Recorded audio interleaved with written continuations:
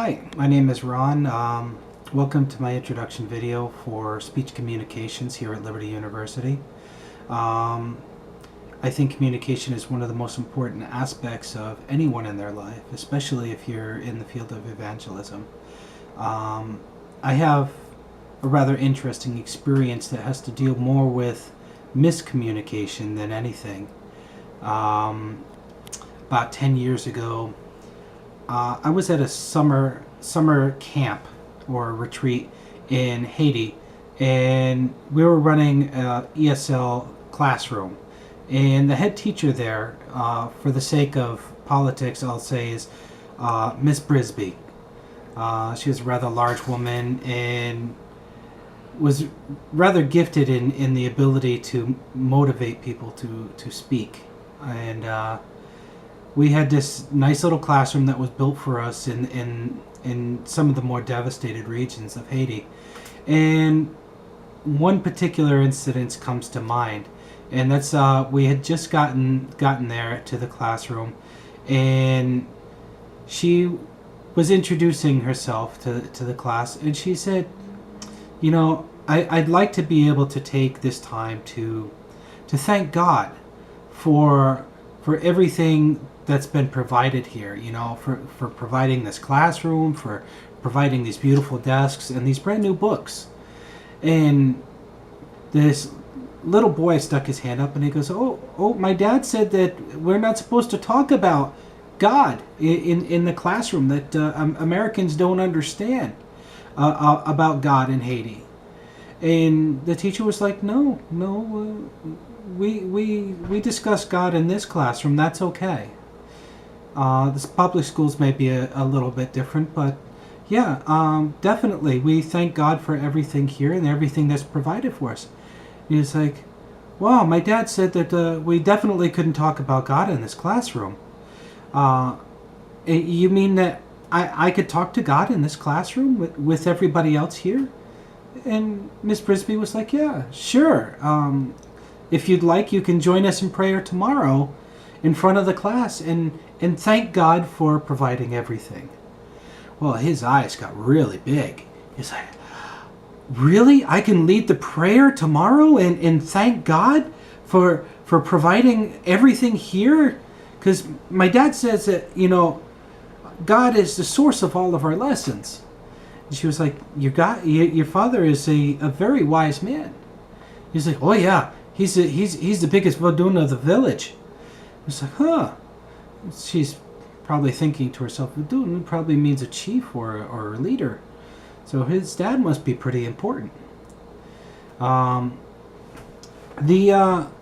next day, the little boy comes in and he's wearing a very nice black tuxedo jacket with a white shirt underneath, and he's got a top hat with a chalk outline of a cross on it and little crosses going all the way around. And he had the biggest chicken I've ever seen. I don't know where he got this thing, but this was Chickzilla. Okay? He's barely able to hold it as it's struggling into his arms. And you know, Miss Brisby was like, oh, did you bring the chicken as your pet? She was like, yeah. You know, God provided me with a good chicken to thank him with. Wording's a little odd, but okay. You know, why don't you step up to the lectern there and we'll start today's class with an opening prayer. He's like, oh, I can't believe this is the first time I get to lead prayer. You know, so he's very excited. He wants to do everything right. He goes up there and he's got this beautiful little altar cloth that he sets up over the lectern, and he puts the chicken up there, and he was like, I'm glad to see that my dad was wrong and that I can talk about God here in the classroom and share God with all of you. Some of the children in there, I started noticing that they were starting to smirk and snigger, and I think I started getting a hunch that there was going to be something unexpected here. And the fact, you know, where we were in Haiti, There were some Christians, but we had been told that there were other religions there at the time. And I know from National Geographic videos that sometimes chickens are used in alternative methods in some of these religions. So quite literally, the hair on the back of my neck started standing up as I was watching him get ready to pray. And he wrote on his altar cloth. I think it was French. I really wasn't sure because I couldn't quite read his writing. But then he took out one of the neatest little knives and cut the head of that chicken off in an instant. Literally, blink of an eye, and that chicken's head is right on the altar table. This giant chicken all of a sudden just exploded and just started running around the room, spraying blood everywhere. I almost lost it as I'm in a panic trying to catch the chicken with everybody else. We hear this gigantic thud. And it took myself and 3 other interns to carry Miss Brisby down to the nurse's office because she had passed out stone cold. Needless to say, for the next 2 weeks that we were there in this particular village, she never came back to the classroom. And one of the other missionaries in the camp goes, "Oh, we thought we had told you that, some of the people here, they're Vodun. They're Lacunas kids." And even, I grew up in a Creole area, and I'm like, "You mean voodoo?"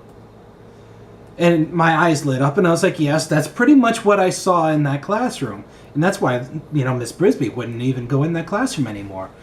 I think now, even last time I saw her a few years ago, she's a vegetarian, very strict. But it brings a point to something that I had read about, in that in the Vodun belief, they do believe in one God. They do believe in saints and angels and miracles and works on earth. So this conversation that she had with this little boy, they were using common terms, but with very culturally significant differences as to who God was, who the angels were, and everything else. So I think, keeping in mind as we study communication, keeping in fact that your audience will dictate more your definition of what you're trying to say and how you need to say it. Thank you for watching my video. My name is Ron. I'll see you in class.